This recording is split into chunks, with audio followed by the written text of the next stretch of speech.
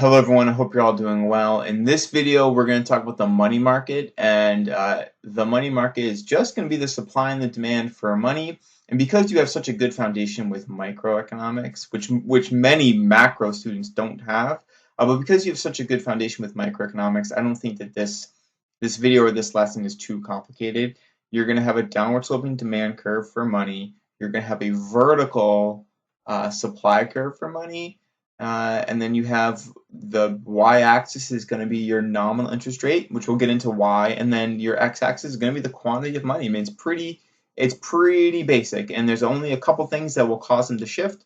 And with that, you would get your equilibrium nominal interest rate, which becomes important in later lessons.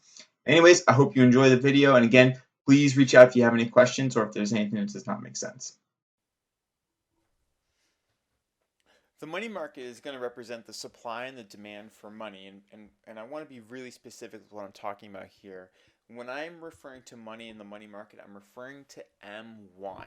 And just to review, M1 is going to be cash, it's going to be your checking account, it's going to be traveler's checks, these things called now accounts, demand deposits. So really what we're talking about is money that you can use as a medium of exchange that you can spend. So in general here, I'm going to be talking about cash. And the first fill in the blank here that I have is going to be M1. In the money market, the demand for and the supply of money is going to determine your nominal interest rate. And we're going to talk about why in a sec. And this money market is going to represent the supply and the demand of just M1. So it's going to be M1 only. And as I just said, it's going to help us find the nominal interest rate. And the reason why is because your nominal interest rate, and I'm going to label that as a lowercase I, and your textbook has the symbol for the interest rate as a lowercase r. And I think it's very important. I want you to avoid that. Do not use lowercase r. We're going to use that later on for the real interest rate. But for right now, the nominal interest rate, which is a lowercase I, is going to be used in this case because we're going to want to know like what banks are paying us, for our accounts, and we're going to want to know if we're going to take out loans, what's the actual interest rate that we're going to be paying.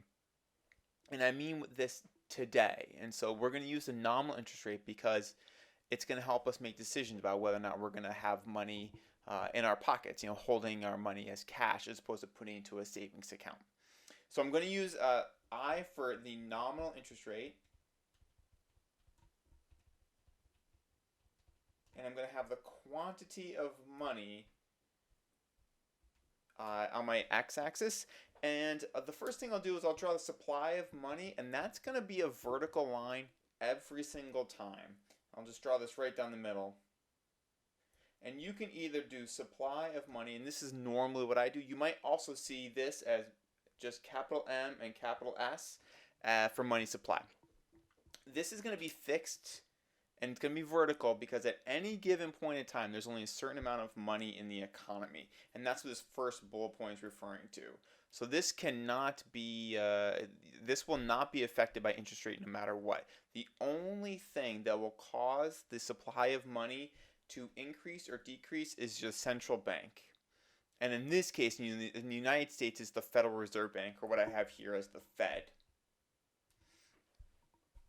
And so the three things that the Federal Reserve can do to increase or decrease the money supply is three tools that the Fed has that we're going to discuss soon. The first one, though, is going to be buying bonds or selling bonds.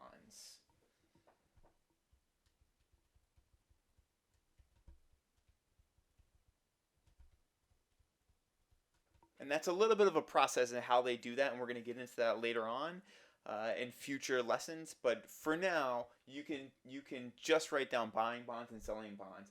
If they're going to buy bonds, and I'll do this in a different color. If they're going to buy bonds, the supply of money is going to increase. And if they're going to sell bonds, the supply of money is going to decrease.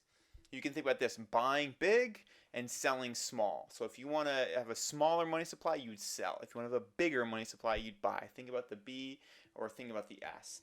The other things the Federal Reserve can do is they can increase or decrease the reserve requirement.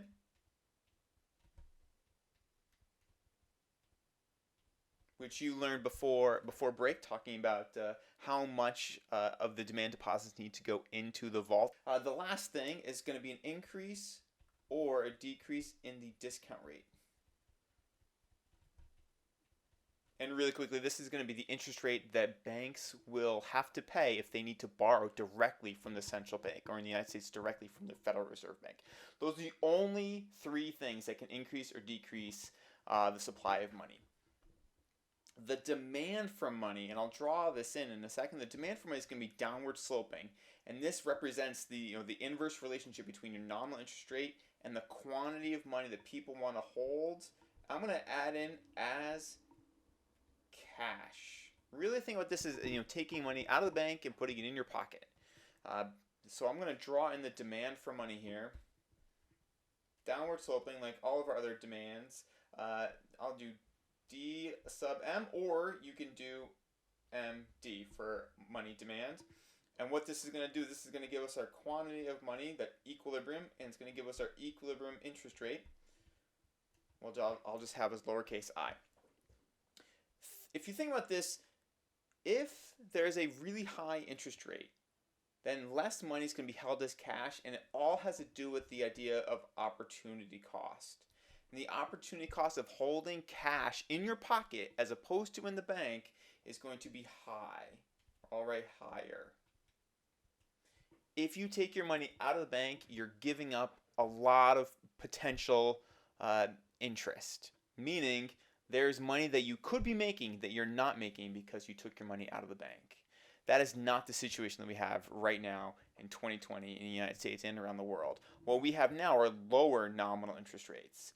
And so just, I was looking this up the other day. For example, my Santander bank account has a 0.56% interest rate right now, just a basic savings account, which is extremely low.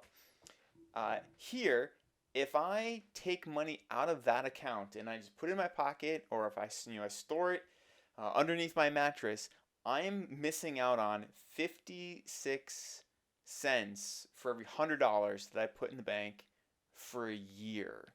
And so what I'm missing out on, if I take $100 out of my bank account, I'm missing out on 56 cents, or half of a candy bar, or a few drops of gasoline. There's very little that I'm missing out on. So in this case, the opportunity cost of keeping my money as cash in my pocket or in my house is very low. So it's going to be lower.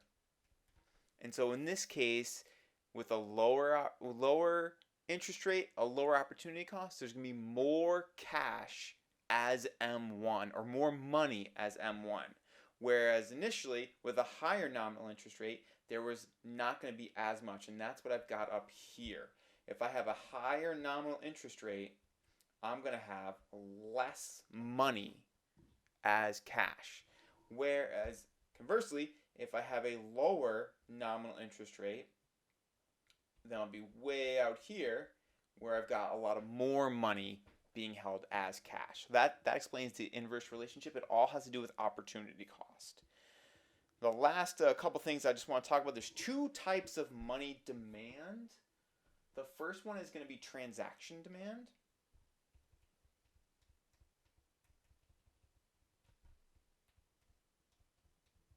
And this really talks about medium of exchange and having money in order to buy and sell things.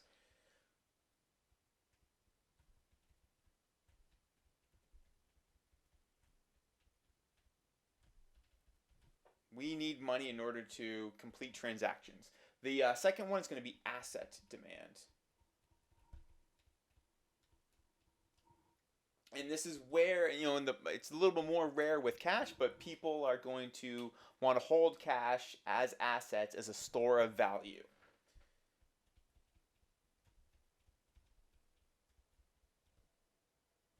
And we see this somewhat often with people in foreign countries as well, holding $100 bills.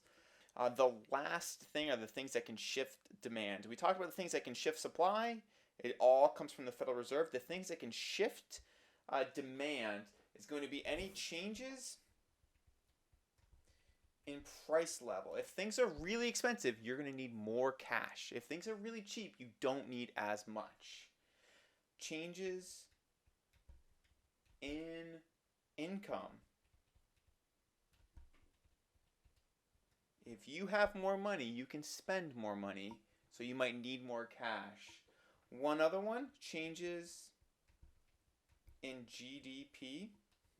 And then I guess that ties in with income as well, but if there's a greater GDP, there's more spending, so we need more cash. The last one, which is a little bit tricky, is going to be changes in technology. And a really good example of this is going to be the credit card. And speaking from personal experience, right now in the last month or so, I have not used cash, I don't think at all. I've just been using credit cards, and just because of more people touching money and spreading germs and being worried about that, and so I'm using a credit card more, so I don't have as much demand for currency. And so the credit card has really changed the demand for money. It's just for an example. There's other nifty things that we can talk about, Bitcoin and Apple Pay and all sorts of other things like that that could affect the demand for money. But really, we're talking about changes in price level, changes in our income or national income, and then there's also a chance for changes in technology. That pretty much wraps up the money market, where you're going to be looking for the nominal interest rate, and that's going to be key as we move forward.